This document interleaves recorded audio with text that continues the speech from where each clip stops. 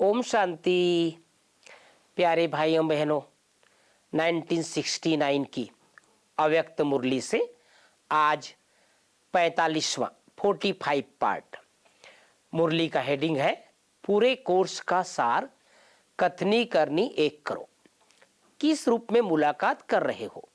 अव्यक्त रूप से, व स्नेह रूप से, व शक्ति रूप से। बाप रूप से मुलाकात तो कर ही रहे हो, लेकिन स्नेह रूप में व शक्ति रूप में, अव्यक्त रूप में वर्तमान कौन सा विशेष रूप है?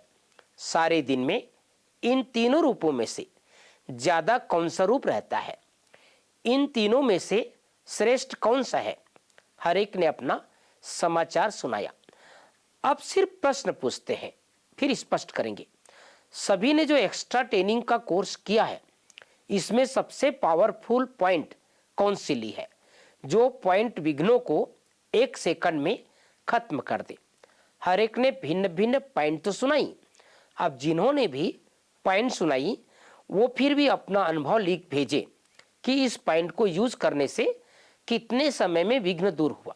जैसे कोई दवाई एक यूज करके देखता है, फिर अनेकों को उसका लाभ लेने में सहज होता है। तो यह सब भिन्न भिन्न पॉइंट जो निकली है, उन सब का सार 2 शब्दों में याद रखो, जिसमें आपकी सब बातें आ जाए।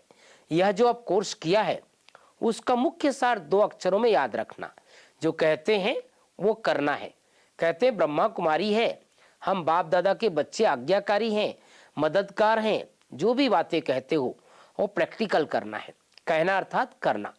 कहने और करने में अंतर हो, यही आपके कोर्स का सार है। अंतर ना हो, यही आपका सार है।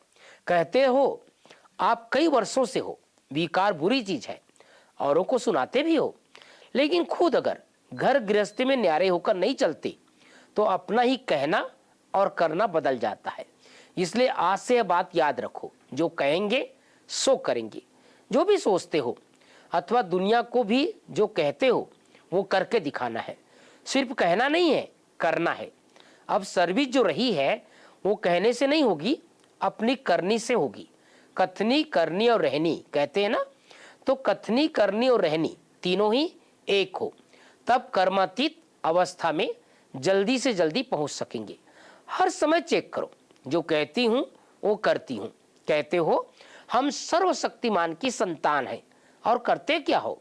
कमजोरी की बात आज से पक्का करो। जो कहूंगी सो करूंगी। जो खुद ऐसे बनेंगे उनको देखकर और भी आप ही करेंगे। आपको मेहनत करने की जरूरत नहीं रहेगी। अब तक तो यही उल्हाना देते मिलते रहते हैं। कहते एक हैं, करते तो दूसरा है। उल्हानों को खत्म करना है। उल्हाना खत्म हो तो फिर क्या बन जाएंगे? अल्लाह ऊंच बन जाएंगे। जितना अल्लाह बनेंगे तो फिर ना चाहते भी नाम वाला होगा। तो किए हुए कोर्स की यही शिक्षा है, मुख्य सार। सबसे खौफनाक मनुष्य कौन सा होता है, जिससे सब डरते हैं? दुनिया की बात तो दुनिया में रही, लेकिन इस देवी परिवार के अंदर सबसे खौफनाक, नुकसानकारक वो है जो अंदर एक और बाहर से दूसरा रूप रखता है। वो पर निंदक से भी जास्ती खौफनाक है, क्योंकि वो कोई के नजदीक नहीं आ सकता, स्नेही नहीं बन सकता। उससे सब दूर रहने की कोशिश करेंगे। इसलिए इस भट्टी में आप लोगों को शिक्षा मिली। इसको सच्चाई और सफाई कहा जाता है। सफाई किस बात में, सच्चाई किस बात में, इसका भी बड़ा गुही रहस्य है। सच्चाई जो करे वो ही वर्णन करे, जो सोचे वही वर्णन करे। बनावटी रूप नहीं, मनसा, वाचक, कर्मणा तीनों रूप में चाहिए। अगर मन में कोई संकल्प उत्पन्न होता है, उसमें भी सच्चाई चाहिए। सफाई अंदर में कोई भी विकर्म का किचरा नहीं हो, कोई भी भाव स्वभाव, पुराने संस्कारों का कचरा ना हो। जो ऐसी सफाई वाला होगा वही सच्चा होगा। और जो सच्चा होता है उसकी परख क्या होती है? जो सच्चा होगा वो सबका प्रिय होगा।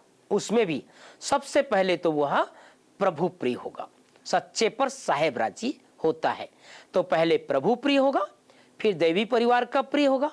उसको कोई भी ऐसी नजर से नहीं देखा गया।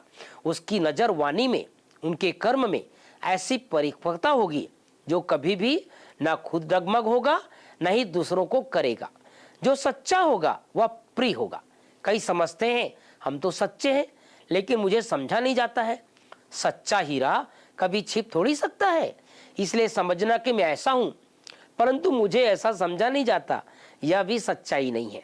सच्चाई कभी छिप नहीं सकती है और सच्चे सबके प्रिय बन जाते हैं। कई यह भी समझते हैं हम नजदीक नहीं है इसलिए प्रख्यात नहीं है, लेकिन बाबा ने कहा जो सच्चे और पक्के होते हैं वो दूर होते भी अपनी परख छिपा नहीं सकती। कोई कितना भी दूर हो लेकिन बाप दादा के नजदीक होगा। जो बाप के नजदीक हैं वो सबके नजदीक है। तो सच्चा बनना सफाई का सबूत चलन में दिखता है। सिर्फ समझना नहीं है लेकिन कर्म में कर कर दिखाना है। जो कर्म हो वो भी दूसरों की सर्विस के निमित्त हो। अपनी मनसा वाचा कर्मना को चेक करो। आप अपने को क्या कहलाते हो? बाप दादा आप सभी को क्या टाइटल देते हैं वह याद है? सर्विसेबल बच्चे। तो जो सर्विसेबल है उनका हर संकल्प, हर शब्द, हर कर्म सर्विस से करेगा।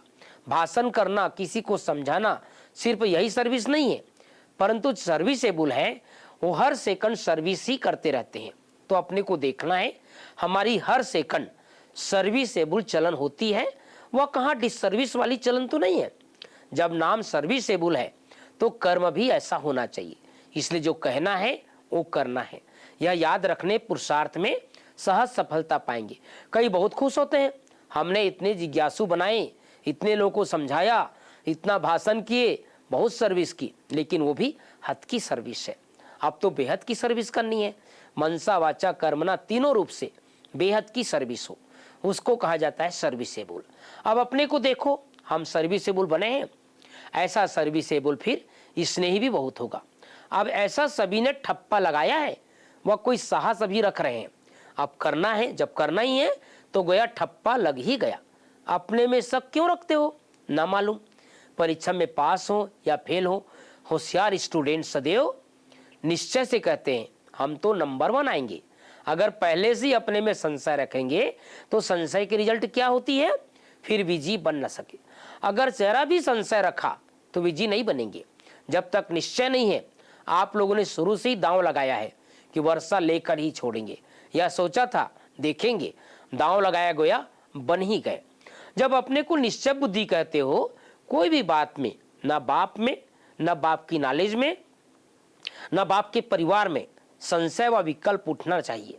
हम शिव बाबा के बच्चे हैं तो सर्वशक्तिमान के बच्चे निश्चय बुद्धि हैं। यह कौन बोलता है? सर्वशक्तिमान के बच्चे बोलते हैं। निश्चय रखने से ही विजय हो जाएगी। भल करके अंदर समझो कि ना मालूम क्या होगा, परंतु फिर भी निश्चय में विजय हो जाएगी। अगर निश्चय नहीं है तो आपका कर्म भी वैसे ही चलेगा। निश्चय रखेंगे हमको करना ही है तो कर्म भी वैसा होगा। अगर ख्याल करेंगे कि अच्छा देखेंगे, करेंगे, तो कर्म भी ढीला ही चलेगा।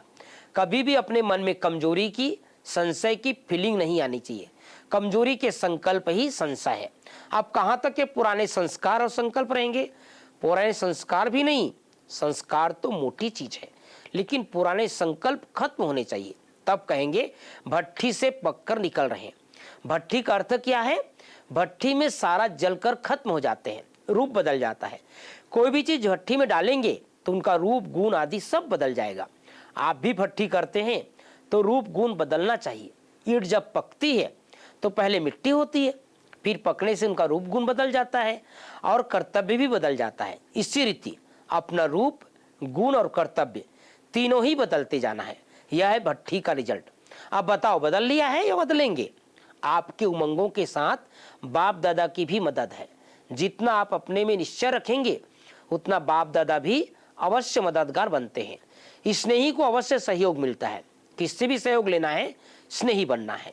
स्नेही को सहयोग की मांगने की नहीं करनी पड़ती है। बाप दादा के स्नेही बनेंगे, परिवार के भी स्नेही बनेंगे तो सभी का सहयोग स्वतः ही प्राप्त होगा। मुख्य यही 2 बातें हैं, निश्चय बुद्धि, नष्टो मोह। यह तो तिलक माथे पर लगा ही दिया है। स्लोगन भी याद रखना है, जो कहेंगे वो करेंगे। यह है माताओं की सजावट। माताएं श्रृंगार ज्यादा करती है ना, तो इन माताओं का श्रृंगार रत्नों से किया जाता है। सबसे चमकने वाला श्रृंगार है रत्नों का। तो प्यारे बाबा हम सभी को कितना सुंदर श्रृंगार के बारे में बता रहे हैं। सोने में भी रत्न होता है तो जास्ती चमकता है। तो बाप दादा इन माताओं को रत्नों से श्रृंगारा है, क्योंकि संगम पर सोने भी से भी ज्यादा हीरा बनना है। जितना जितना अपने को रत्नों से सजाएंगे उतना ना चाहते भी दुनिया की नजर आपकी तरफ जाएगी। दुनिया को कहने की दरकार नहीं होगी, हमारी तरफ देखो। यह ज्ञान रत्नों का श्रृंगार दूर वालों का भी ध्यान खिंचवाएगा। इसलिए इन रत्नों के श्रृंगार को सदा के लिए कायम रखेंगे, ऐसा निश्चय करना है। आज अमृत बेले कोई कोई बच्चे विशेष याद आए जो साकार में ज्यादा साथ रहे। आज विशेष उनको याद आई, क्योंकि आजकल साथ रहने वालों का पुरुषार्थ पहले से बहुत अच्छा है। इसलिए पुरुषार्थ की स्नेह में उनकी याद आएगी। वर्तमान समय मधुबन वालों में परिवर्तन विशेष देखने में आ रहा है। हर स्थान में एक एक रत्न चमक रहे हैं, चमक कर जा रहे हैं। अब एक एक चमका हुआ रत्न फिर जाकर आप समान कैसे बनाते हैं वह बाबा देखेंगे। कभी भी हिम्मतहीन बोल नहीं बोलने चाहिए। पुरुषार्थहीन व हिम्मतहीन बनना अब वह जमाना गया। अब तो मददगार बनना है और बनकर दिखाना है। अभी सबके दिल के अंदर यह रहता है हम भी जल्दी हो जाए।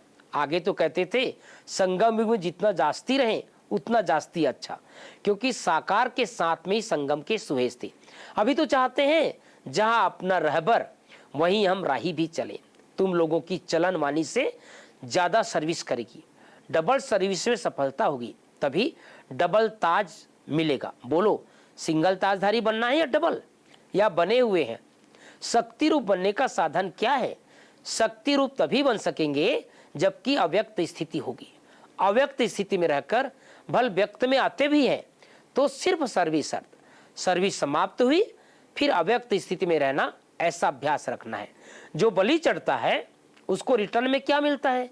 बलि चढ़ने वालों को ईश्वरीय बल बहुत मिलता है।